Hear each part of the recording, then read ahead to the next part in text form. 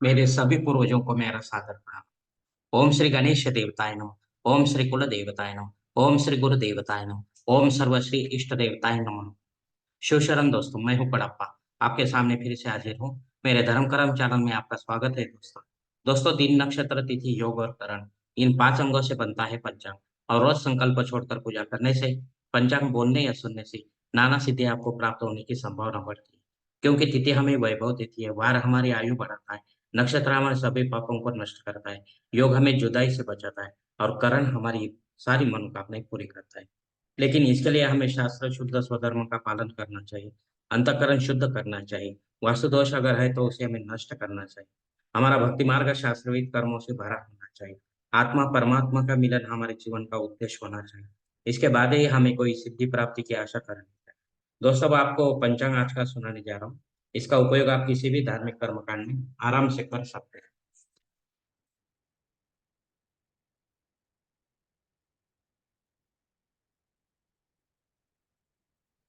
दोस्तों, आज तारीख 13 मई 2024, शालिवान शक 1946, संवत्सर क्रोधी, अयन उत्तर, ऋतु ग्रीष्म, मास वैशाख, पक्ष शुक्ल।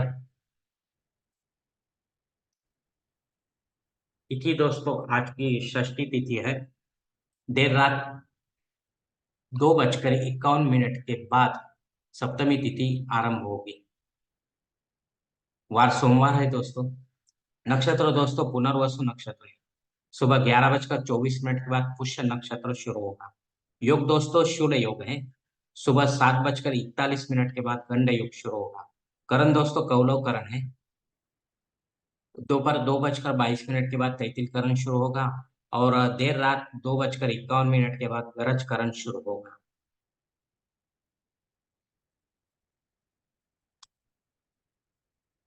प्रमुख ग्रहों की राशि स्थिति सुबह 5:30 कुछ इस तरह होगी दोस्तों। सूरज जो है मेष राशि में होगा, चांद कर्क राशि में, गुरु वृषभ राशि में और शनिदेव कुंभ राशि में होंगे। बम्बई क्षेत्र में सूरज का आगमन और निगमन कुछ इस तरह होगा दोस्तों। आगमन जो है सुबह 6:06 पर होगा, और निगमन जो है शाम 7:04 पर होगा। इस पंचांग के आधार पर दोस्तों अब हम आज की पूजा के लिए संकल्प को छोड़ने जा रहे हैं। तब आप आपके दाहिने हाथ के हथेली पर थोड़ा सा जल, थोड़े अक्षर, एक फूल या फूल की पंखुड़ी ले दोस्तों, और ये संकल्प बोलना शुरू कर। हर ओम शिव शिव शंभो प्रवर्तमानस्य प्रमाणो द्वितीय परार्धे श्वेत वराह कल्पे वैवस्वत मन्वंतरे कलियुगे प्रथम पाद जम्बूद्वीपे भरतवर्ष भरतखंड मेरो दक्षिण दिक्पाके महाराष्ट्र देशे व्यावहारिक चांद्रवाणी शालिवान शके 1946 प्रभावती षष्ठी संवत्सरों में शोभन नाम संवत्सरे उत्तरायणे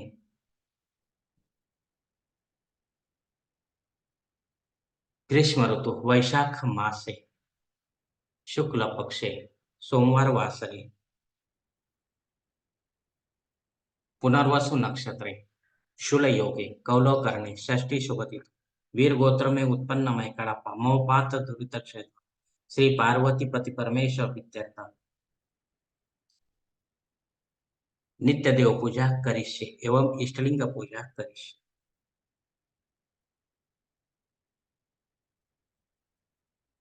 दोस्तों, ये संकल्प जो है यहीं पर खत्म हो चुका है।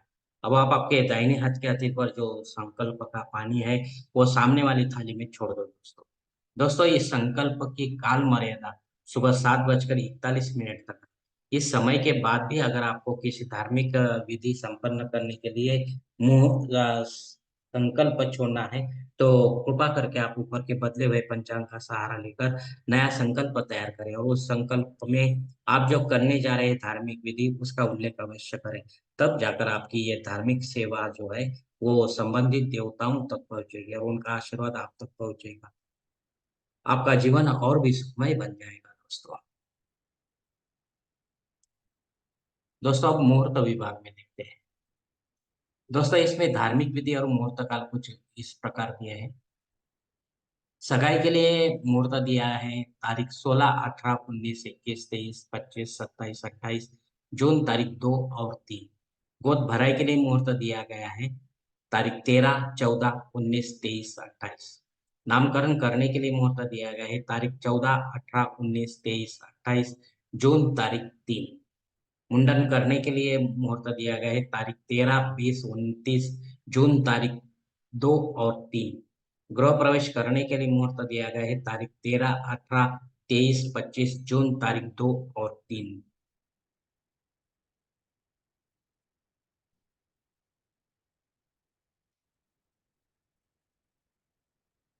मुहूर्त के दूसरे भाग में दोस्तों जनेऊ संस्कार, शादी ब्याह, वास्तु शांति, भूमि पूजन तथा पायाभरण, देव मूर्ति की प्राण प्रतिष्ठा, इन किसी भी धार्मिक विधि के लिए कोई भी मुहूर्त इस मास में दिया गया ही नहीं दोस्तों, गुरु और शुक्र का अस्त होने के कारण। दोस्तों ऐसे समय में जब आपके लिए कोई मुहूर्त नहीं रहेगा तो अपने फायदे के लिए पंडित के माध्यम से जबरन कोई नया मुहूर्त निर्माण ना, या गौण या आपातकाल के मुहूर्तों का भी चयन न करें, तभी आप सही मुहूर्त का आनंद उठा पाओगे। दोस्तों ऊपर दिए गए कुछ मुहूर्त में समय की पाबंदी हो सकती है। किसी जानकार से जानकारी आप अपने लिए कोई मुख्य और योग्य मुहूर्त का चयन अपने जन्म कुंडली के अनुसार करें दोस्तों।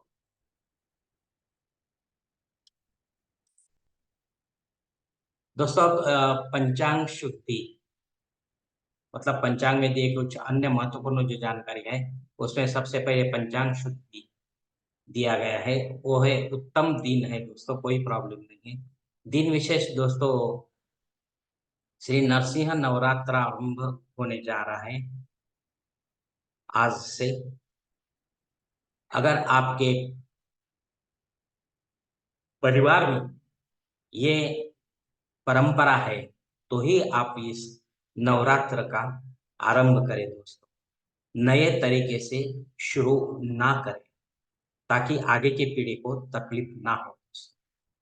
और जो आपके परिवार में परंपरा अगर है तो शास्त्र शुद्ध होना चाहिए।